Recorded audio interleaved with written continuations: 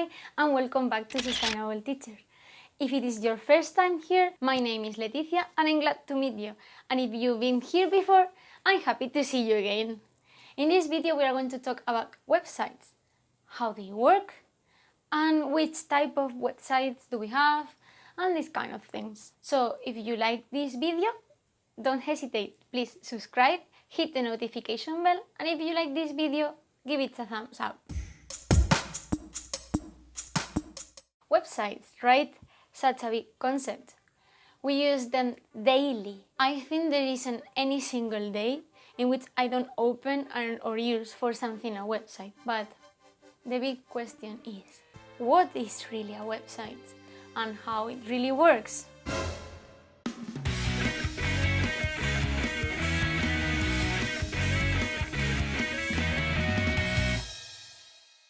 So, to understand what is a website before, we should talk a bit about the web.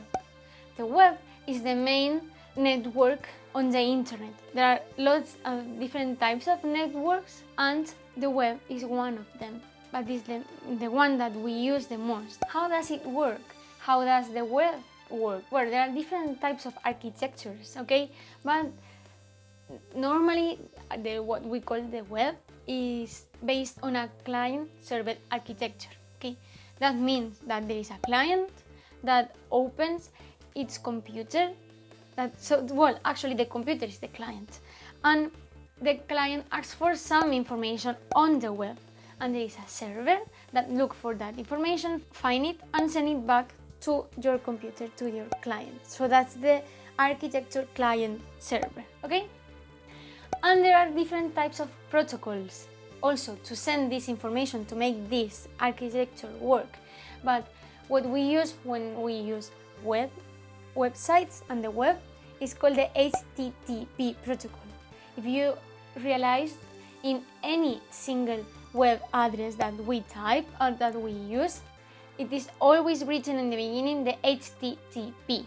Sometimes it's HTTPS because it's a safe web where we can store information like our personal data, credit card numbers, where we can buy things and we are safe when we are doing things on the internet. Actually, if you remember, we talked about the safety of the internet in the Digital Citizen video, so I'll leave you the link in here if you haven't seen it before. The thing is that, okay, but usually when I use the web, what I open is Google Chrome or something similar, and I type a web address and I just navigate, right?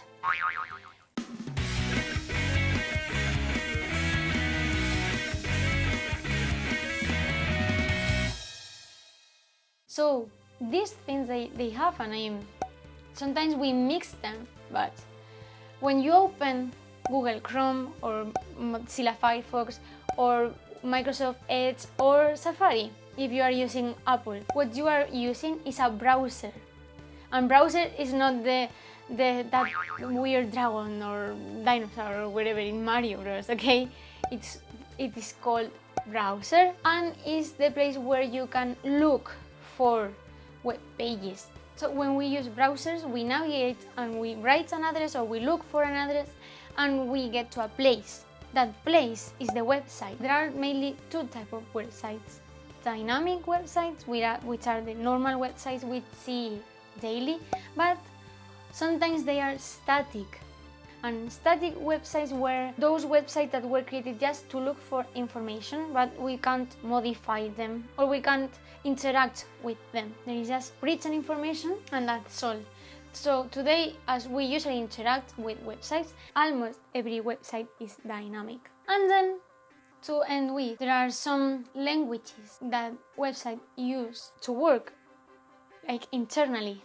And there are two main type of languages. One on the server side and one on the client side. If you remember, the client is our computer, the server is a bigger computer where the information is received, and sent back to you. So languages for the server side are ASP.NET, JSP, PHP, which is quite famous today, or Perl.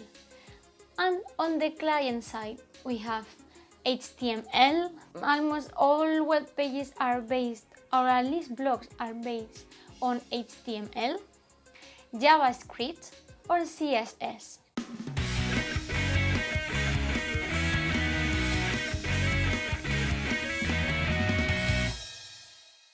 So now that we know what is a web page, what is a browser, what types of web pages or languages are there, the thing is that what if I want to publish something on the internet?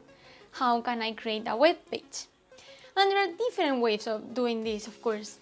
We could use a web or text editor, which is a basic way of doing this. We create the content and then we upload this to our web page or domain.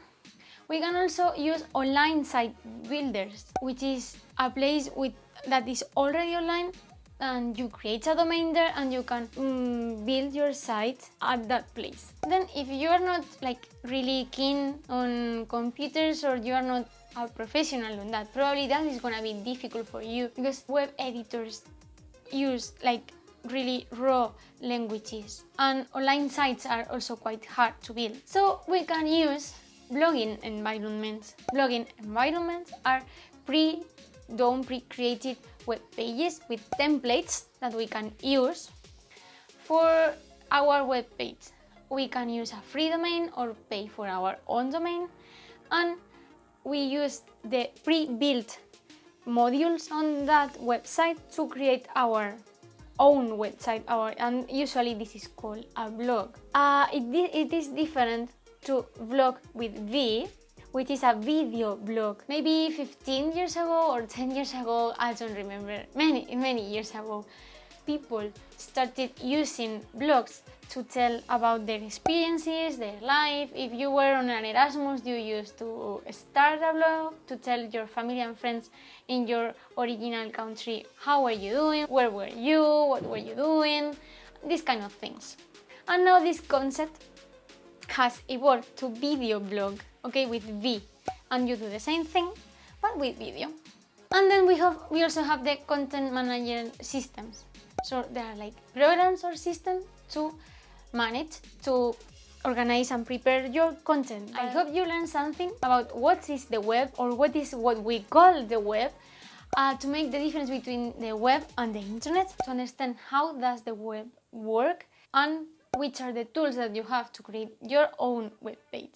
Leave me in the comments if you have any web page, if you ever done a web page or a blog, if you knew that there was a difference between web and internet, web page and web, browser and web, because these are really similar concepts, right? Everything you want to share, leave it in the comments, and see you soon.